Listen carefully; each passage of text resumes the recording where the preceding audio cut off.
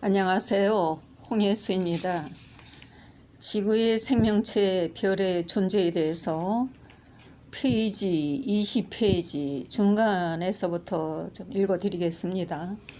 바닷물이 증발되어 소금이 불에 타 들어가는 모습과 지평 위는 증발된 소금이고 지평 밑으로는 메탄이 솟아오르는 모습도 보여지고 있습니다.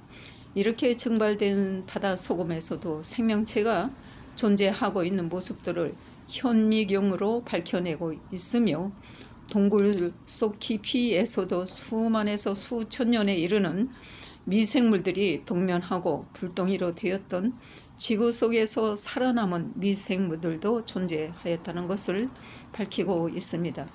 불덩이로 되었던 지구는 1년 후에 암석증기가 사라지면서 기온이 조금씩 내려가 비가 내리기 시작하는데 연간 강수량은 1000mm로 현재의 열대 지방과 맞먹는 강수량으로 이때 해저 깊숙한 지하에는 인류의 선조와 비슷한 수많은 미생물들이 생존해 있었을 것으로 생각을 하였다는 것입니다. 비는 2000년 이상 주기적으로 내려 눈앞의 모습을 드러내어 지하의 미생물들이 꿈을 시작한 것이 나타났다고 하며 선조의 미생물들은 3000년 동안 살았던 지하를 떠나서 다시 바닷속으로 진출하여 눈에 보이지도 않았던 작은 미생물들로 40억 년 동안을 견디오다가 불과 수만 년 만에 새로운 육지로 뻗어나가기 시작하였음을 밝히고 있습니다. 지구 전체가 꽁꽁 얼어붙은 빙하기 속에 바다에 또 다니는 작은 생명체들이 존재하였는데 지구가 빙하기로 되었던 시기는 약 8억 년 전과 22억 년 전에 얼음으로 뒤덮여 있었음을 밝히고 있으며 전체가 얼어붙은 지구를 만약 이때 지구 곁을 지나는 우주인이 있었다면 지구는 죽은 별이라고 여겼을 것으로 평균 기온이 영하 50도였고 바다는 1000m 깊이까지 얼어붙었다는 것이며 이로 인하여 미생물이었던 생물들의 동면은 수백만 년에서 수천만 년이나 계속되었다는 것입니다. 평균 기온이 영하 50도로 바다가 1000m 깊이까지 얼어붙었던 관계로 미생물이었던 생물들의 동면이 수백만 년에서 수천만 년이나 계속되었다는 것으로 얼음이 녹자 지구는 크게 달라져서 평균 기온이 50도까지 치솟아 지금의 허리케인과는 차원이 다른 아주 거대한 허리케인으로 그동안 살아남은 미생물들을 위협하였다는 것이죠. 이거는 경이로운 지구를 보시면 이게 나타나고 있습니다.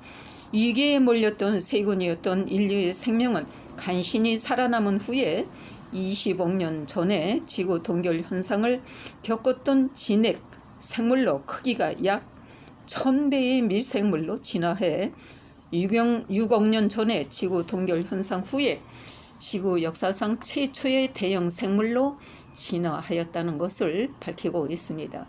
지구의 동결 현상은 인류가 탄생하기에 없어서는 안 될 사건이 될 수도 있다는 것으로 지구 빙하기는 2만 년 전의 빙하기를 떠올릴 것을 말해주고 있습니다.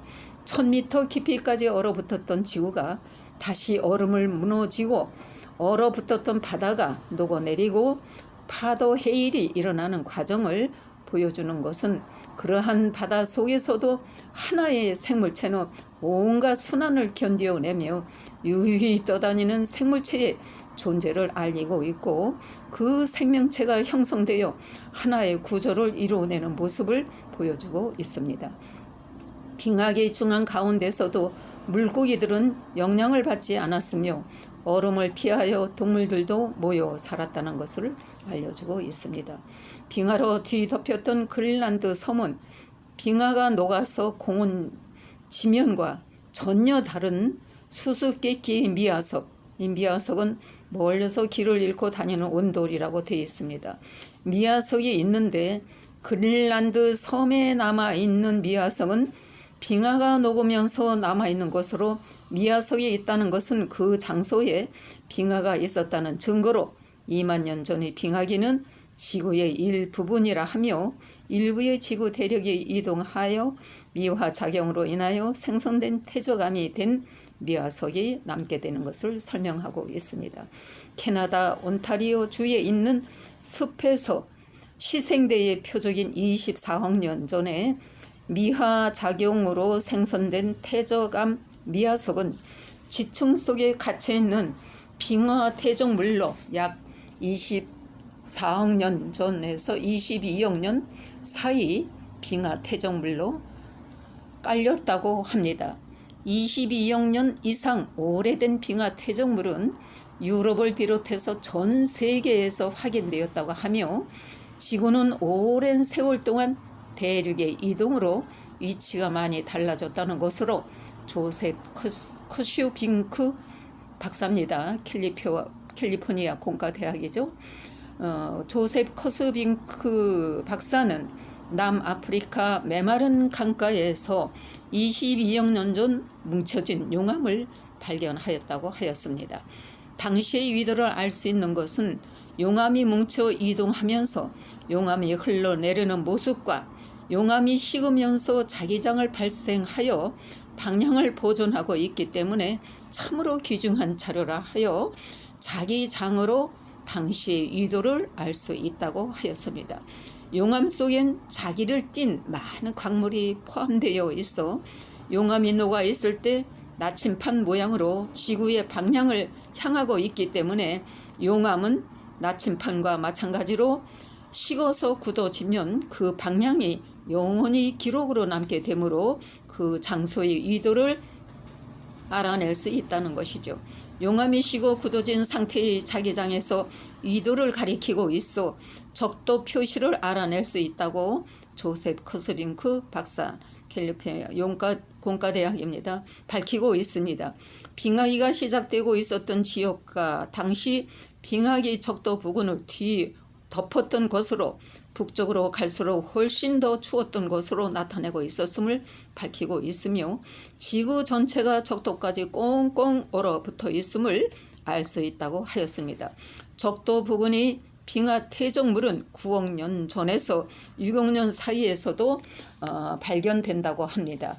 약 20억 년 전 메탄가스는 지구바다 곳곳에 메탄균이 있었을 것으로 여겨진다며 메탄은 이산화탄소보다 더 강한 온실 효과가 유기물을 분해해서 메탄을 활발하게 방출하였는데 산소 용도가 높아지기 전 23억 년 전에는 이산화탄소가 아닌 메탄만으로도 섭씨 용도 이상을 유지할 수 있었다는 것을 지구 대기 연구 제1인자 짐 캐스팅 박사입니다. 펜실베니아 주립대학에는 밝히고 있습니다.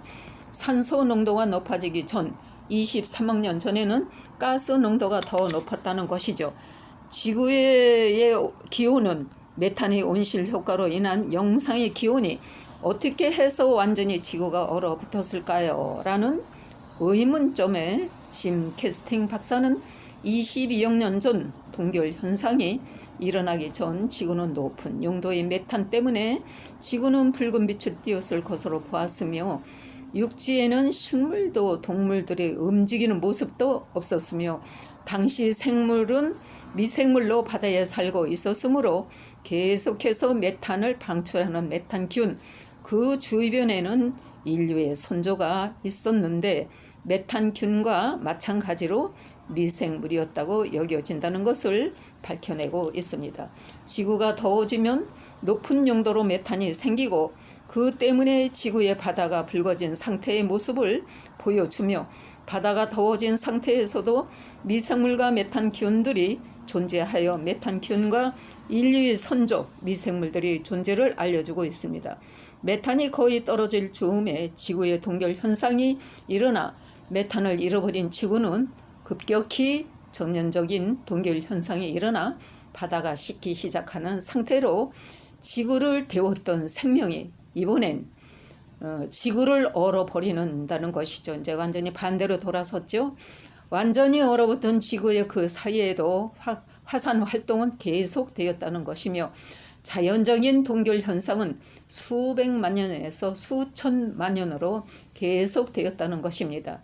지구가 얼어붙은 모습에서도 한 곳에는 얼음이 녹아 온천이 있는데 이 온천지대에 붙어 있는 남주류인이 살아있는 미생물들이 동면한 미생물들의 덩어리들은 연구진들에 의해 보여주고 있으며 녹색의 광합성 생물은 영양분을 만들어내는 미생물이라는 것을 밝혀내고 있습니다.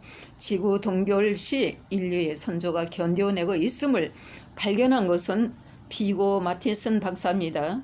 지열이 있는 지대가 미생물과 피난처라는 것을 알아냈으며 이런 곳에서는 남조류를 비롯해 각양각색의 아주 다양한 세균들을 찾아볼 수 있다는 것입니다. 그리고 지구 동결로 생물이 숨겨진 것은 지구 내부의 일로 목숨을 겨우 보존한 후에야 나타난다고 합니다. 이것은 이 단군조선은 역사였다는 책에 그 사진을 다 올려놨습니다. 여기서는 지금 보여드릴 수 없어서 좀 안타깝습니다. 오늘은 여기까지 읽어드리겠습니다. 감사합니다.